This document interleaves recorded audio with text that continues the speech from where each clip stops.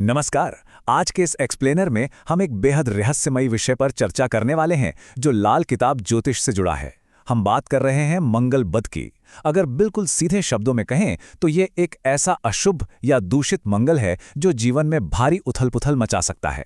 स्रोत सामग्री के आधार पर इसके पीछे के काम करने के तरीके, इसके लक्षणों और इसके सबसे हैरान कर देने वाले उपायों को इस चर्चा में आज डीकोड किया जाएगा।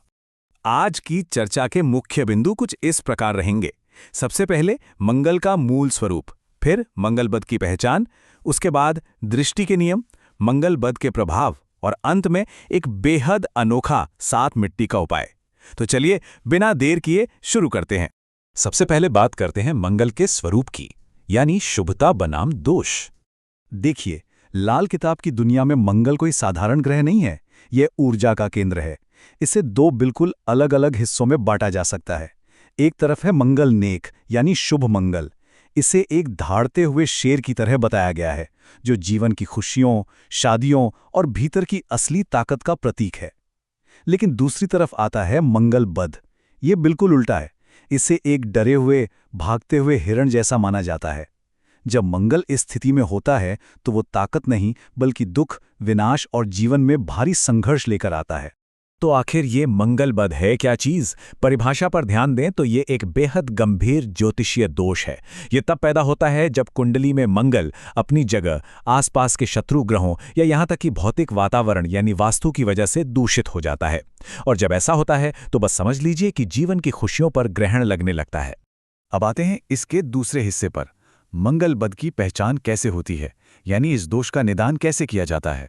हैरत की बात यह है कि इसकी पहचान सिर्फ जन्म कुंडली देखने तक सीमित नहीं है। हाँ, कुंडली में अगर मंगल चौथे या 8वें भाव में बैठा है तो उसे सीधे तौर पर बद मान लिया जाता है। लेकिन स्रोत सामग्री में वास्तु के बहुत ही सटीक संकेत भी दिए गए हैं, जैसे कि क्या घर का मुख्य द्वार दक्षिण दिशा की तरफ है, या फिर घर से बाहर निकलते वक्त सीधे हाथ पर यानी दाईं ओर रसोई घर है। रसोई जो कि अग्नि का प्रतीक है। यहां तक कि अगर घर पर किसी पीपल के पेड़ की सीधी छाया पड़ रही है तो लाल किताब के मुताबिक ये सब दूषित मंगल के पक्के संकेत हैं। खैर, बात सिर्फ घरों और वास्तु तक नहीं रुकती। ग्रहों का टकराव भी उतना ही महत्वपूर्ण है। इस दिलचस्प रूपकों को सुनिए। मंगल एक महावत है और राहु एक हाथी। जब तक महावत हाथी को काबू में रखता है सब बढ़िया है, लेकिन सोचिए अगर राहु की दृष्टि मंगल पर पड़ जाए, हाथी बेकाबू हो जाता है और भयंकर तबाही मचती है।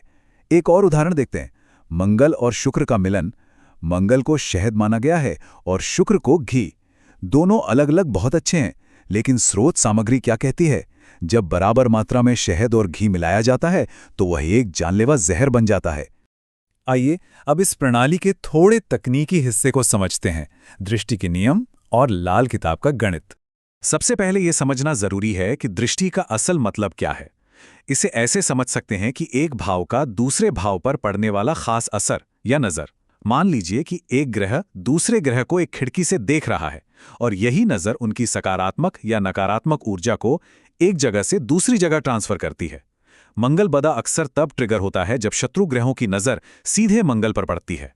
इस दृष्टि का एक पूरा गणितीय मानचित्र है और ध्यान रखिए, ये कोई आम ज्योतिष नहीं है, ये लाल किताब के सख्त नियम हैं। जैसे भाव 3 हमेशा भाव 9 और 11 को ही देखेगा, भाव 5 की नज़र भाव 9 पर पड़ेगी। अब इसे ऐसे सोचिए, अगर भाव 3 में राहु बैठा है और भाव 9 में मंगल, तो राहु की दृष्टि सीधे मंगल पर पड़ेगी और मंगल तुरंत दूषित हो जाएगा। ये एक बेहद सटीक गणित है जो तय करता है कि कौन सा ग्रह किस पर वार करेगा।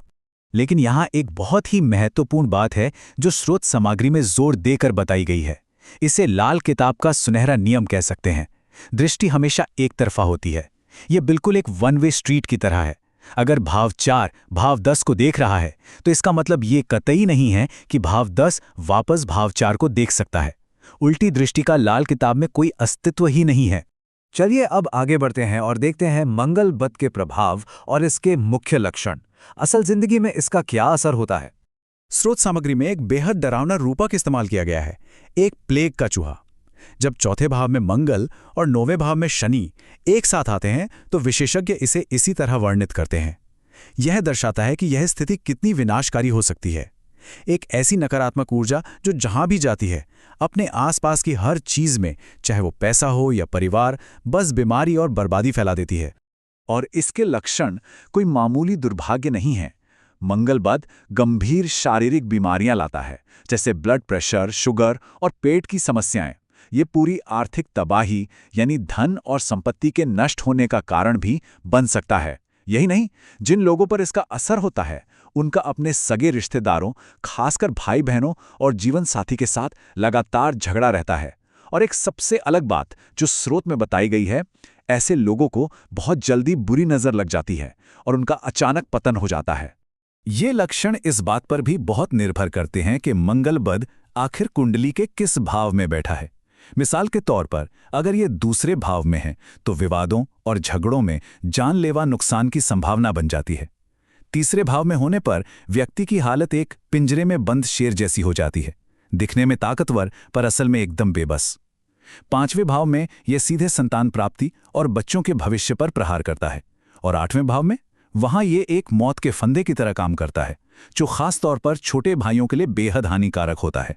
तो अब जब हमने समस्या और उसके लक्षणों को गहराई से समझ लिया है, आइए बात करते हैं 7 मिट्टी के उपाय की, जो इसका अचूक समाधान है। ऐसा लग सकता है कि इसका उपाय कोई आम सी पूजा होगी, लेकिन नहीं, यही तो लाल किताब का सबसे रहस्यमयी हिस्सा है। इस दोष को काटने के लिए 7 बहुत ही खास जगहों की मिट्टी लानी होती है। ध्यान से सुनिए। अदालत की मिट्टी, पुलिस स्टेशन की मिट्टी, जेल की मिट्टी, किसी वीराने या बंजर जमीन की मिट्टी, हाथी के पैरों के नीचे की मिट्टी, सांप की बाम्बी यानी बिल की मिट्टी और अंत में मंदिर की मिट्टी। ये सूची अपने आप में दिखाती है कि इस प्रणाली के उपाय कितने गहरे और प्रतीकात्मक होते हैं। अब आती है एक बड़ी संख्या, 1200। सवाल यह है कि इन 7 तरह की मिट्टियों का करना क्या है। दरअसल इन सब को मिलाकर गोलियां बनानी होती हैं। और ये 1200 कोई ऐसे ही चुनी गई संख्या नहीं है। अगर कुंडली के पहले भाव में मंगल बद है तो उस व्यक्ति को अपने हाथों से मिट्टी की पूरी 1200 गोलियां बनानी पड़ेंगी। ये एक बहुत भारी और अनुशासित प्रक्रिया है। और इस उपाय के गणित में एक बड़ा ही अनोखा नियम है। पहले और दूसरे भाव के लिए ये गिनती उल्टी चलती है। पहले भाव के लिए 1200 और दूसरे के लिए 1100 गोलियां। लेकिन तीसरे भाव में आते ही ये गिनती सीधी हो जाती है। तीसरे के लिए 300, चौथे के लिए 400, पांचवें के लिए 500 और ऐसे ही करते हुए 12वें भाव के लिए 1200 गोलियां। ये सटीक संख्याएं बताती हैं कि इस प्रणाली में चीजें कितनी नपी तुली हैं। इन गोलियों को बनाने और इस्तेमाल करने का तरीका भी बहुत सख्त है।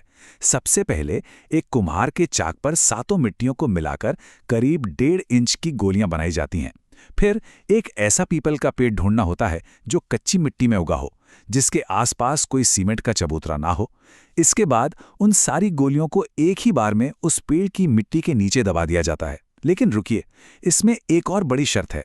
ये सब कुछ अनिवार्य रूप से बुधवार को शाम 4 बजे से 6 बजे के बीच ही होना चाहिए। स्रोत सामग्री इसका एक दिलचस्प कारण बताती है।